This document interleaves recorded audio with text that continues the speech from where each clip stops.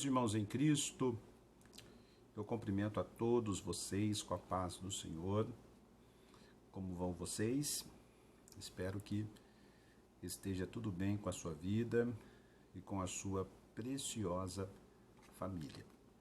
Aqui estamos mais uma vez para juntos pensarmos um pouquinho sobre a nossa lição da Escola Bíblica Dominical, que para este domingo nos traz um importante tema. O tema de nossa lição, que é a lição de número 11, 13 de setembro de 2020, Dia Nacional de Missões. Que bênção, né? E o tema desta aula é o seguinte: Esdras vai a Jerusalém ensinar a palavra. Esdras vai a Jerusalém ensinar a palavra, ok? O nosso textuário está em Hebreus, capítulo 6, versículo de número 5. E provaram a boa palavra de Deus, ok? E provaram a boa palavra de Deus. Verdade prática: a palavra de Deus é semelhante a uma afiada espada, é poderosa e penetrante, ok? A nossa leitura bíblica em classe está em Esdras, capítulo 8, versículo de número 1 ao versículo de número 12. Objetivo geral: mostrar a eficácia da palavra de Deus. Mostrar a eficácia da palavra de Deus. Objetivos específicos: primeiro, discorrer sobre o envio de Esdras por Artaxerxes a Jerusalém. Segundo, ressaltar que Esdras ensinou a palavra ao povo. Terceiro, asseverar que a palavra de Deus deve ser ensinada ao povo. Quarto, elencar os resultados do ensino da palavra de Deus, ok? Então nós estamos com esta proposta hoje de juntos pensarmos sobre a importância, a relevância da palavra de Deus em nossas vidas, certo? Para tanto, iremos utilizar como fundamentação do nosso estudo a ocorrência que se desenvolve através da história deste servo de Deus, conhecido pelo nome de Esdras, e sua importante participação no processo de restauração da nação judaica pós-exílio, ok? Todos nós sabemos que a nação de Israel, aliás, a nação de Judá, passará por um período de 70 anos no exílio babilônico e depois começará a experimentar um momento de restauração. E dentro desse contexto de restauração, temos este homem de Deus, conhecido pelo nome de Esdras, que ocupará um papel de extrema relevância nesta esfera de recomeço, ok? Então nós vamos pensar um pouquinho aqui sobre a atividade desenvolvida por Esdras, o escriba, o sacerdote, ok? Na introdução, o autor diz: o grande valor do ensino da palavra de Deus é o assunto desta lição. Então percebam que esta lição trabalhará a importância do ensino da palavra de Deus, ok? A palavra de Deus ela é de extrema importância. A palavra de Deus ela é relevante e edificante. A nossa fé deve estar solidificada na palavra de Deus. E é pautado nestas várias importâncias da palavra de Deus que iremos pensar hoje, segundo o autor, sobre o valor do ensino da palavra, ok? Veremos como o governo da Pérsia enviou Esdras a Jerusalém a fim de verificar se a vida eclesiástica dos judeus estava conforme a lei de Deus. Lembrando que a Pérsia, o Império Medo-Persa, é aquele que está exercendo o poder do mundo daquele tempo, certo? Então nós temos como supremacia, no sentido de poder político, o Império Medo-Persa, que havia derrotado o Império Babilônico, ok? Então, o Império Medo-Persa, não é? enviará Esdras a Jerusalém com esta proposta de observação no que se refere à valorização do ensino ou à valorização da lei de Deus, ok? Tópico 1. Artaxerxes envia Esdras, ok?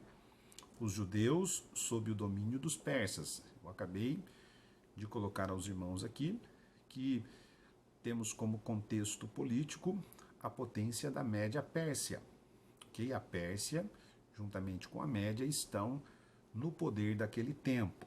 Sendo assim, os judeus estavam debaixo do poder do Império Medo-Persa, ok? Quando o reino da Pérsia derrotou Babilônia, os judeus que viviam naquele lugar passaram automaticamente ao domínio do governo persa, certo? Os judeus puderam logo constatar que os persas eram mais brandos do que os babilônios. E quando lemos o conteúdo histórico daquilo que é proposto para nós aqui, nós percebemos que verdadeiramente o Império Medo-Persa servirá como canal de bênção para a restauração da nação judaica pós-exílio babilônico, ok? 2. Esdras é enviado a Jerusalém para ensinar a lei de Deus, certo? Então Esdras, ele será enviado a Jerusalém com o propósito de ensinar a lei de Deus, ok? Todos nós sabemos da competência teológica de Esdras, um homem que tinha um conhecimento teológico muito amplo a respeito de sua fé, de seu contexto religioso. Então era um homem que conhecia muito a respeito da lei de Deus, ok? No seu contato com Esdras, escriba e sacerdote, o rei ficou impressionado com o elevado grau de conhecimento que Esdras possuía, a lei do Deus de Israel.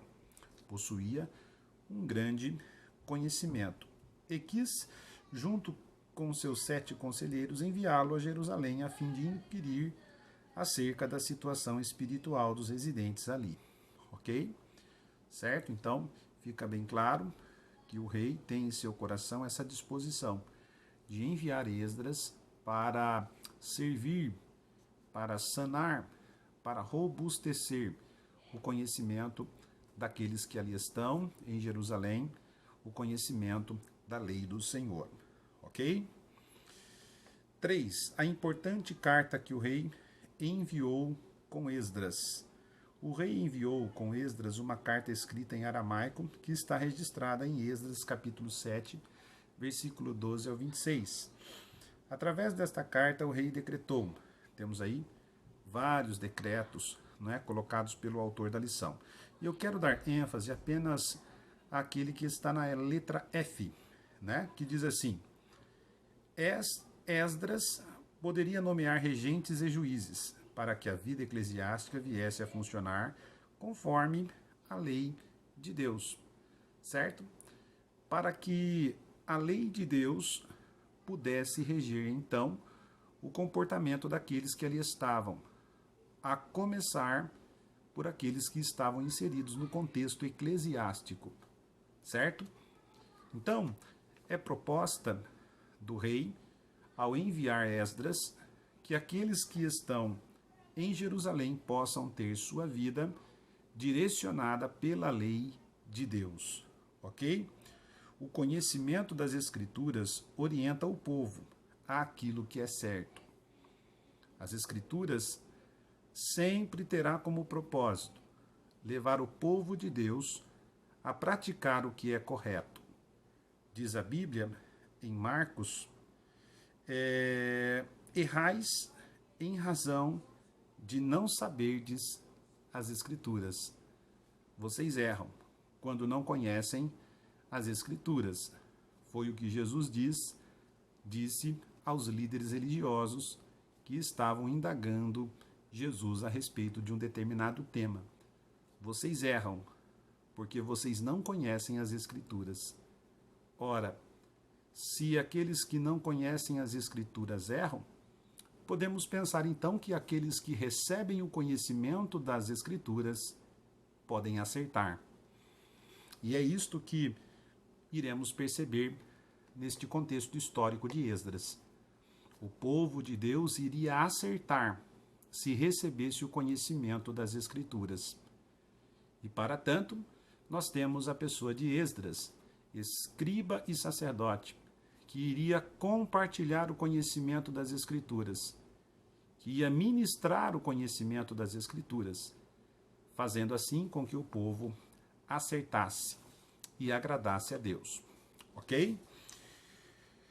Artaxerxes, então, envia Esdras a Jerusalém, onde o líder escriba e sacerdotal tem o objetivo de ensinar a lei de Deus ao povo.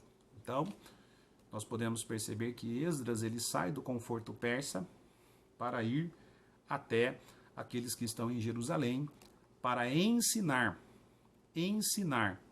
a lei de Deus. Ok? Certo, gente? Podemos perceber aí neste contexto de reconstrução que temos, por exemplo, Neemias na reconstrução dos muros, temos Zorobabel na reconstrução do templo e temos Esdras na reconstrução da teologia. Esdras é aquele que vai trazer o conhecimento, a palavra do Senhor. E não se esqueçam do que eu acabei de dizer. O conhecimento da palavra do Senhor, ministrado ao povo, faz com que o povo acerte, faça o que é correto. E o nome do Senhor é glorificado e exaltado. Ok? Tópico 2. Tópico 2. Esdras ensina a palavra ao povo. No tópico 2, diz assim: Esdras ensina a palavra ao povo. Esdras sai da Babilônia e vai a Jerusalém. Ok? Conforme a ordem do rei Artaxerxes, Esdras viajou para Jerusalém acompanhado de um grupo de judeus, alguns eminentes líderes do povo. Esdras capítulo 8, versículo 2. Recusando a escolta militar oferecida pelo rei para garantir-lhes a segurança durante a viagem, Esdras e seus companheiros preferiram confiar na segurança de Deus. Assim sendo, jejuaram e oraram para que tivessem uma boa viagem. Esdras capítulo 8, versículo 21. E Deus os ouviu e os guardou durante todo o trajeto.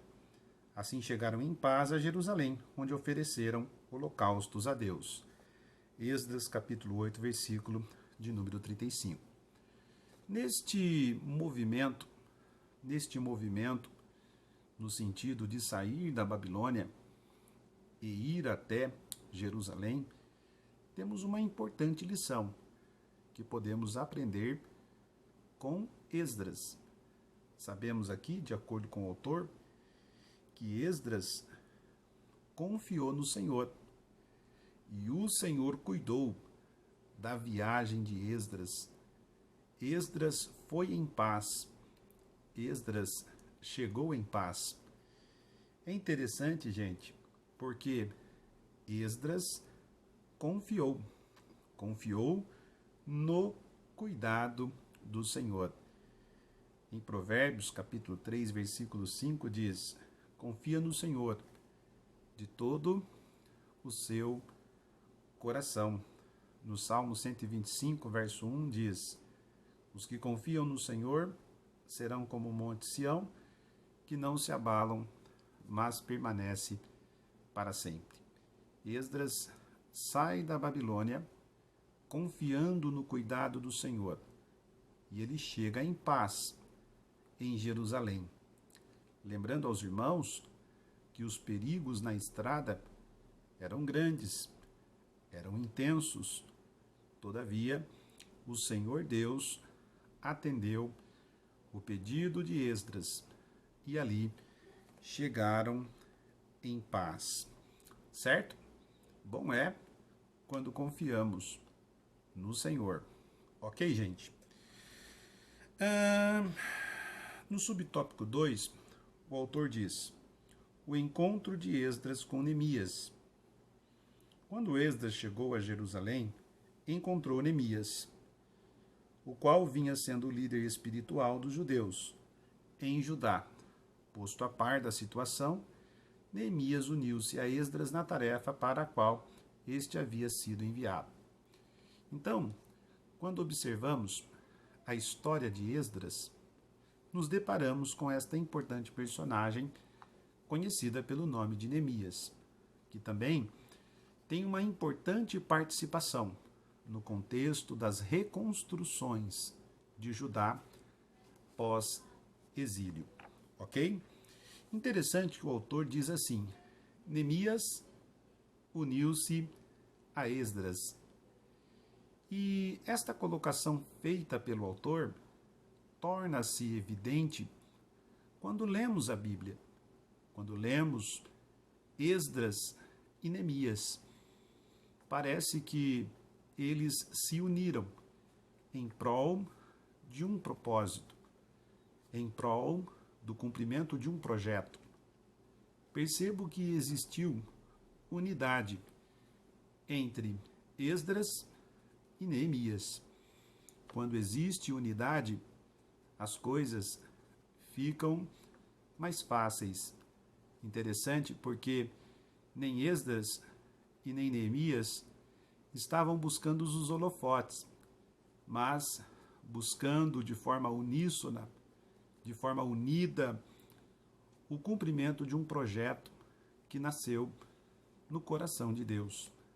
Felizes são aqueles que se unem ao outro em prol do cumprimento de um projeto que nasce no coração de Deus.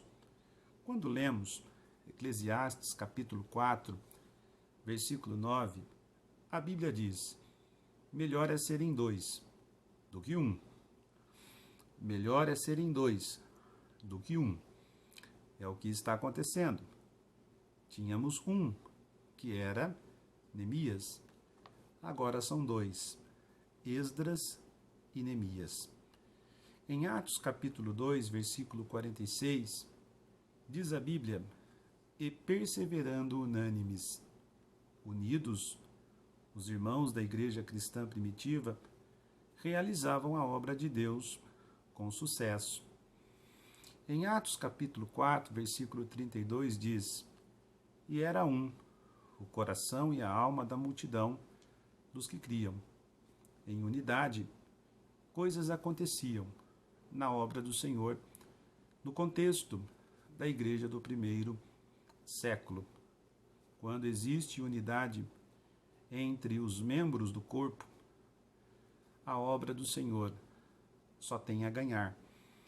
Como ganhou nesse contexto histórico do Antigo Testamento, onde temos a presença destes dois servos de Deus, que trabalharam unidos em prol do cumprimento de um propósito que nasceu no coração de Deus, Esdras e Neemias. No tópico 3, o autor diz: Esdras ensina a palavra ao povo. Na festa dos tabernáculos, no dia 1º do mês 7º, houve santa convocação. O povo se ajuntou como um só homem diante da porta das águas, Neemias capítulo 8, versículo 1. E Esdras trouxe o livro da lei. A lei de Deus foi lida ao povo desde a alva até ao meio-dia. Havia sido construído um púlpito de madeira para aquele fim, e em pé, ao lado de Esdras, Havia um grupo de 13 auxiliares, Neemias capítulo 8, versículo 4. Ainda cooperava um grupo de levitas, e o objetivo era fazer todo o povo entender o que estava sendo lido no livro da lei de Deus. Neemias capítulo 8, versículo 8. Interessante, o autor diz: a lei de Deus foi lida ao povo, desde a alva até ao meio-dia. Isto está aqui em Neemias, capítulo de número 8. Eu acho extraordinário isso. Neemias, capítulo de número 8, versículo de número 3, diz assim: e leu nela, diante da praça, que está diante da porta das águas, desde a alva até ao meio-dia. Desde a alva até ao meio-dia. Desde a alva até o meio-dia. Já vi alguns estudiosos dizerem que a alva aqui é uma referência ao horário de 6 da manhã. Imaginem os senhores, de 6 da manhã até ao meio-dia. 6 horas. 6 horas lendo o livro, ok? Desde a alva até o meio-dia. Perante homens e mulheres e entendidos, e os ouvidos de todo o povo estavam atentos ao livro da lei.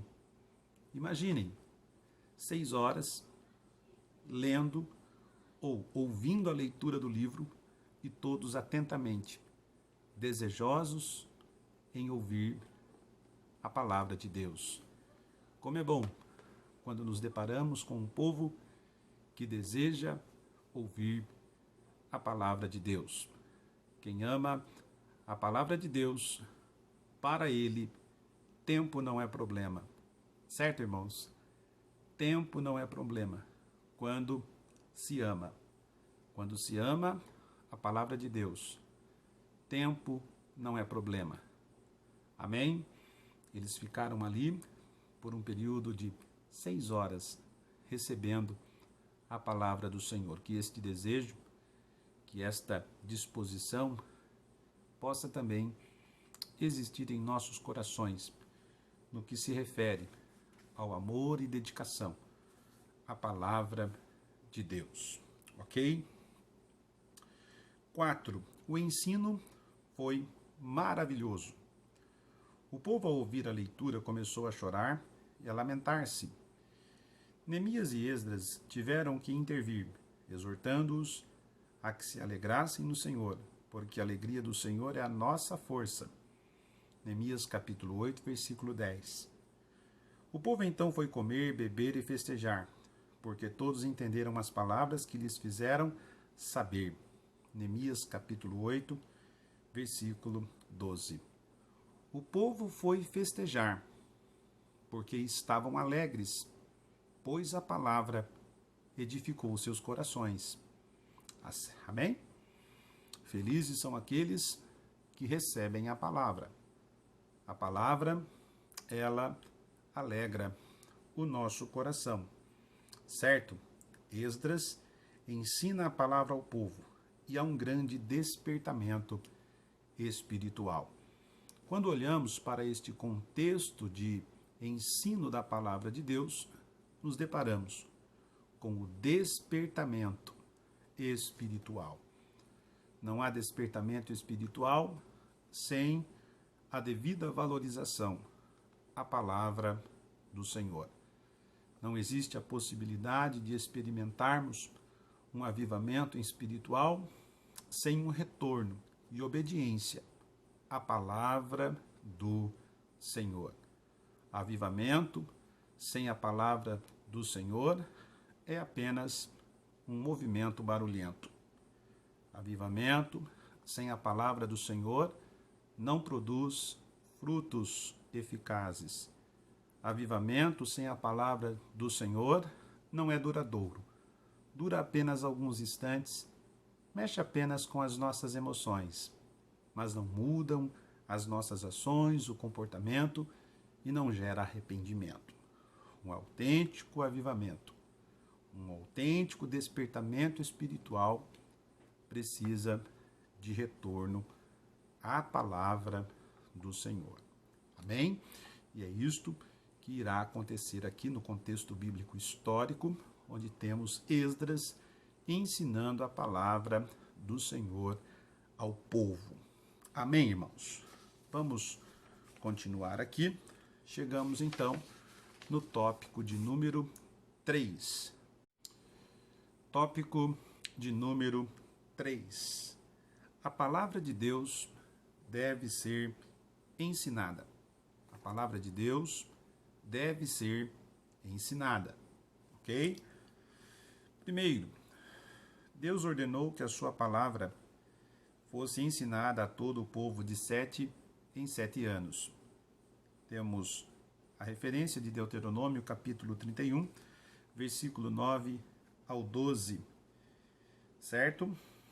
Além da leitura da lei de Moisés, que se fazia a cada sábado, Atos capítulo 15, versículo 21, os escritos e os profetas deveriam ser lidos e explicados ao povo, em convocação solene a cada 7 anos.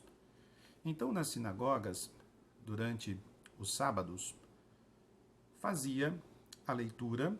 realizavam a leitura da lei de Moisés, que seria o Pentateuco, os 5 primeiros livros da Bíblia. E segundo aquilo que o autor nos coloca, a cada 7 anos deveria ler os escritos e os profetas, que também deveriam ser explicados. Mas o que seriam os escritos e os profetas? Temos esse importante livro muito bom, né? Introdução Bíblica, de William, né? Nix e Norman Geisler, um importante livro, um livro muito bom sobre introdução bíblica. E ele nos fala sobre esta importante estrutura da Bíblia hebraica, onde temos, não é, a lei, que são os 5 primeiros livros da Bíblia, temos os profetas, e os profetas aqui, segundo Norman Geisler, são conhecidos como profetas anteriores, que são Josué, Juízes, Samuel e Reis, e temos os profetas posteriores, Isaías, Jeremias, Ezequiel e os 12, que na nossa estrutura são conhecidos como profetas menores, ok? Temos também os escritos, que são os livros poéticos, Salmos, Provérbios e Jó. Dentro dos escritos também temos os 5 rolos, que são o Cântico dos Cânticos, Rute, Lamentações, Ester e Eclesiastes. E também dentro dos escritos temos os livros históricos, Daniel, Esdras e Neemias e Crônicas, ok? Então, dentro desta percepção, de 7 em 7 anos, realizavam a leitura da Torá, dos profetas e dos escritos, a saber, todo o conteúdo do cenário bíblico do Antigo Testamento, ok? É importante lermos a palavra de Deus, desenvolvermos e investirmos tempo no estudo e na palavra de Deus, ok? 2, aqui do tópico 3. Jesus ordenou o ensino da sua palavra. Na grande comissão, Jesus ordenou que seus discípulos ensinassem todas as nações a guardarem tudo o que lhes tinha mandado. Mateus capítulo 28, versículos 19 e 20. Vejamos o que nos diz aqui. Mateus capítulo 28, versículos 19 e 20, que diz o seguinte: portanto, ide, o ide aqui é no sentido de ação diante da grande comissão, ir, mover-se, não é? Em prol das almas, em prol das vidas. E o texto diz: portanto, ide, ensinai todas as nações, batizando-as em nome do Pai, e do Filho e do Espírito Santo, ensinando-as a guardar todas as coisas que eu vos tenho mandado. E eis que eu estou convosco todos os dias, até a consumação dos séculos. Então percebam que na grande comissão nós temos aqui a ideia de ensino como algo que antecede o batismo, né? Importante observarmos isto, porque antes do batismo é necessário que o discípulo de Jesus receba o ensino fundamental das Sagradas Escrituras, o ensino que fundamenta a fé cristã, as doutrinas que alicerçam a fé cristã. É importante, antes do batismo, recebermos o ensino, o famoso discipulado, presente em nosso contexto assembleiano, não é? Mas vamos em frente. 3. O apóstolo Paulo conhecia a importância do ensino da palavra. Vejamos. Conjuro-te, pois, diante de Deus e do Senhor Jesus Cristo, que pregues a palavra. 2 Timóteo, capítulo 4, versículos 1 e 2. Timóteo, pregue a palavra. Anuncie a palavra. Certo? O que de mim, entre muitas testemunhas ouviste, confia-o a homens fiéis que sejam idôneos para também ensinarem os outros.